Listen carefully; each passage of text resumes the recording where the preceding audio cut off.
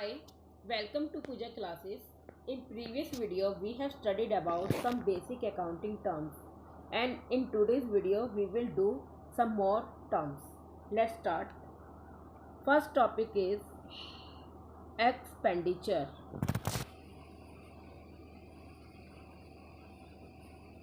वैसे तो जनरली हम एक्सपेंडिचर, एक्सपेंसेस इन सबको एक ही टर्म में यूज़ करते हैं, but in accounts expenditure expenses ही अलग अलग टर्म है. First understand the term expenditure. Expenditure it means that any type of payment for the receipt of a benefit, कि कोई भी बेनिफिट रिसीव करने के लिए यदि हम कोई पेमेंट कर रहे हैं, that is called expenditure. We have 3 types of expenditure. First one is capital expenditure. Any expenditure which is incurred in acquiring or increasing the value of fixed asset. कि कोई भी एक्सपेंडिचर जिससे हमारी एसेट इंक्रीज हो जाती है, या हम ये कहें कि हमारी जो परचेजिंग कैपेसिटी है वो बढ़ जाती है, उस एक्सपेंडिचर को हम बोलेंगे capital expenditure. For example, purchase of building, purchase of plant and machinery etcetera. इन सब एक्सपेंडिचर में क्या हो रहा है, हमारी एसेट इंक्रीज हो रही है. So these are called capital expenditure. क्योंकि ये एक्सपेंडिचर हमें एक लंबे टाइम तक बेनिफिट देते हैं, इसलिए हम इन्हें बैलेंस शीट की एसेट साइड में शो करते हैं. सेकेंड टाइप है revenue expenditure.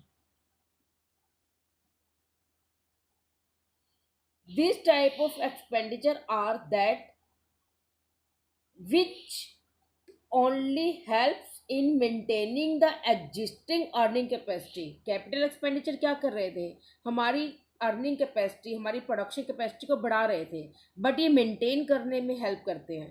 For example, salary to staff. Staff को सैलरी दी, यदि हम सैलरी नहीं देंगे स्टाफ को तो स्टाफ काम पे आएगा नहीं आएगा. स्टाफ काम पे नहीं आएगा तो हमारी प्रोडक्शन कैपेसिटी भी बंद हो जाएगी, प्रोडक्शन ही नहीं होगा. मीन्स रेवेन्यू एक्सपेंडिचर मेंटेन करने में हेल्प करते हैं कि हमारी जो अर्निंग कैपेसिटी है वो मेंटेन रहे. Salary to staff, wages to worker, depreciation on machinery etcetera. This type of expenditure are shown in trading and profit and loss account. हम इन्हें बैलेंस शीट में शो नहीं करते, या तो ट्रेडिंग अकाउंट की डेबिट में जाएंगे या प्रॉफिट एंड लॉस अकाउंट की डेबिट में जाएंगे. Third expenditure is deferred revenue expenditure. There are certain expenditure which are revenue in nature, जो कि नेचर वाइज तो रेवेन्यू होते हैं, but the benefit of which is likely to be derived over a number of year. But इनके जो benefit है वो कई सालों तक हमें मिलने वाले हैं. For example, advertisement expenditure. Suppose हमने आज की डेट में 3 लाख रुपीज़ एक्सपेंडिचर पे स्पेंड कर दिए.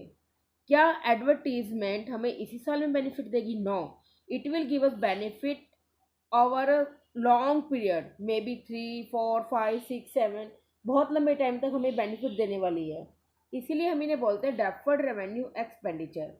और ये 3 लाख रुपीज़ है, हम इन्हें क्या करेंगे, इसका हम एज्यूम कर लेते हैं कि ये हमें 6 ईयर्स तक बेनिफिट देगी. तो 3 लाख को 6 से डिवाइड करते हैं तो हमारा पर ईयर का जो एक्सपेंडिचर है वो 50,000 रुपीज़ हो जाता है. हम 50,000 रुपीज़ को तो शो करेंगे प्रॉफिट एंड लॉस की डेबिट साइड में, और जो बाकी बचे हैं 2,50,000 उसे हम शो करेंगे बैलेंस शीट की एसेट साइड में. These are called deferred revenue expenditure. Revenue amount received from sale of goods is called revenue. Suppose goods sold for ₹30,000. 30,000 का गुड्स सेल किया तो यहाँ पे 30,000 रुपीज़ क्या है, रेवेन्यू. यानी कि कोई भी सेल की अमाउंट है, गुड्स सोल्ड, जो भी हमने गुड्स को सेल किया उसके अमाउंट को बोलते हैं हम revenue. Third point is expenses. अभी हमने पढ़ा था एक्सपेंडिचर, अब हम पढ़ रहे हैं एक्सपेंसेस. एक्सपेंसेस क्या होते हैं?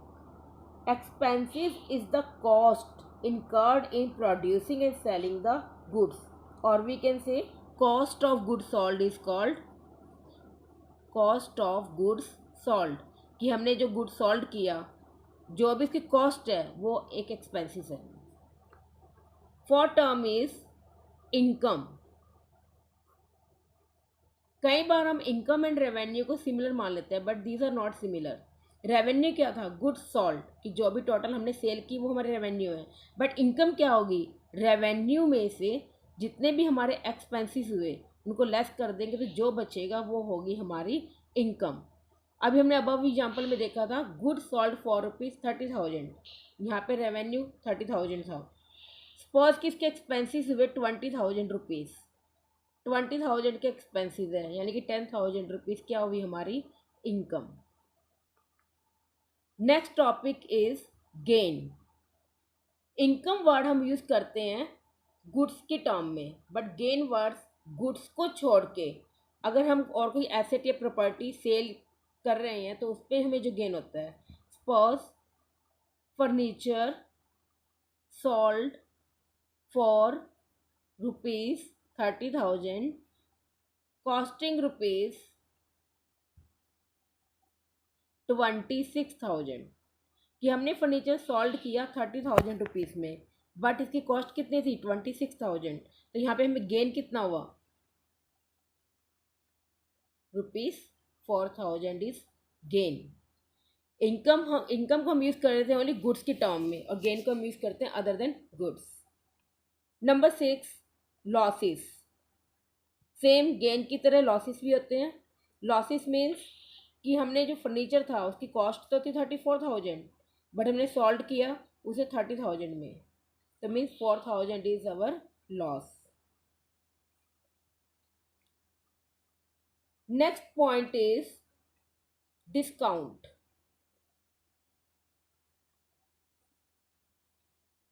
It is a rebate or an allowance given by the seller to the buyers. जब ये मार्केट में जाते हैं हम देखते हैं ना डिस्काउंट मिल रहा है, इस तरह से बिजनेस में भी डिस्काउंट देते हैं. सेलर किसे देता है डिस्काउंट? बायर को. डिस्काउंट का मतलब सीधा सा होता है अपनी सेल को इंक्रीज करना, सेल को बढ़ाने के लिए डिस्काउंट दी जाती है. डिस्काउंट 2 टाइप की होती है. First one is cash discount and second is trade discount. Cash discount जो कि कैश परचेज करने पे दी जाती है. जब कस्टमर हमें कैश पे करके खरीदता है कोई चीज़, जब हम उसे डिस्काउंट देते हैं उसे बोलते हैं कैश डिस्काउंट. इसका पर्पस होता है कैश सेल को बढ़ाना या नकद सेल को बढ़ाना.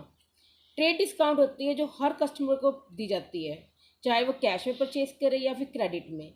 ट्रेड डिस्काउंट का पर्पस होता है ओनली सेल को बढ़ाना. कैश सेल का पर्पस है कैश सेल को बढ़ाना था, बट ट्रेड डिस्काउंट का पर्पस है only increase to sale. Next term है प्रॉफिट. प्रॉफिट से पहले हम गेन को भी स्टडी कर चुके हैं और हम इनकम को भी स्टडी कर चुके हैं. इनकम क्या थी? Total revenue minus expenses. और गेन क्या था? इनकम को हम यूज़ करते थे गुड्स के टर्म में, बट गुड्स को छोड़ के यदि हम और कोई प्रॉपर्टी सेल करते थे तो उस पर हमें जो बेनिफिट होता था उसे हम बोलते थे गेन. प्रॉफिट भी इनकम ही है, बट इनकम में क्या था कि हमने एक ट्रांजेक्शन की, उस पर हमें ये इनकम हुई. But profit is the calculation of income over accounting period.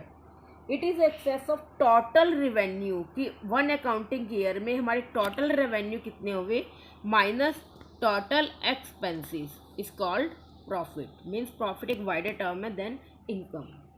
Next is entry. When a transaction or event is recorded in the books of account, that is called entry. Suppose goods purchased, ये एक transaction हुई, but जब हम इसको books में enter करते हैं goods purchase for cash, तो हम एंट्री करते हैं cash account debit to sale या purchase account debit to cash, anything. जब भी हम किसी भी ट्रांजेक्शन को बुक्स में रिकॉर्ड करते हैं that is called entry. Next term is insolvent. A person or an enterprise which is not in a position to pay its debts is called insolvent. कि किसी पर्सन को हमारा पैसा देना है बट वो इस पोजीशन में नहीं है कि वो हमें पे कर सके, दैट इज कॉल्ड इंसॉल्वेंट, जिसे हम दिवालिया भी बोलते हैं. Next term is turnover. Turnover means total sale. हम सेल्स के लिए टर्नओवर वर्ड यूज करते हैं, means total sale made in a particular period. Next term is livestock. Livestock means domestic animals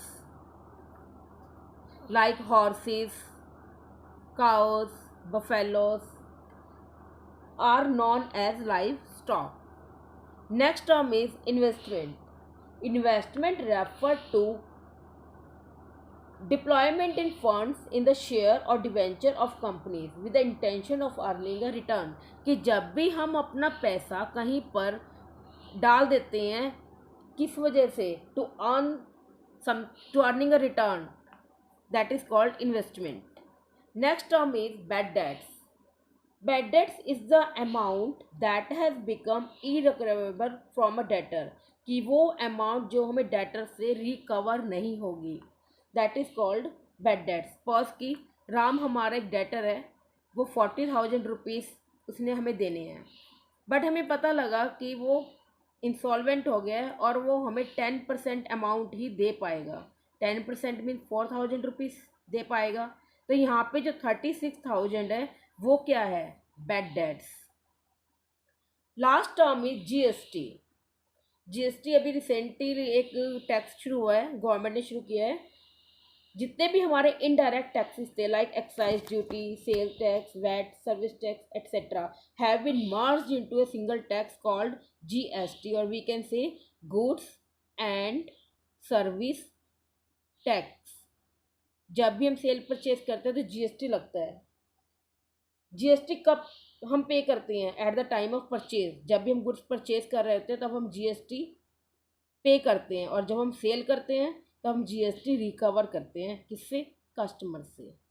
I think आप सबको ये अच्छे से समझ आ गई होंगी. यदि आपको कोई प्रॉब्लम है तो आप मुझे कमेंट करके भी पूछ सकते हैं. Thank you.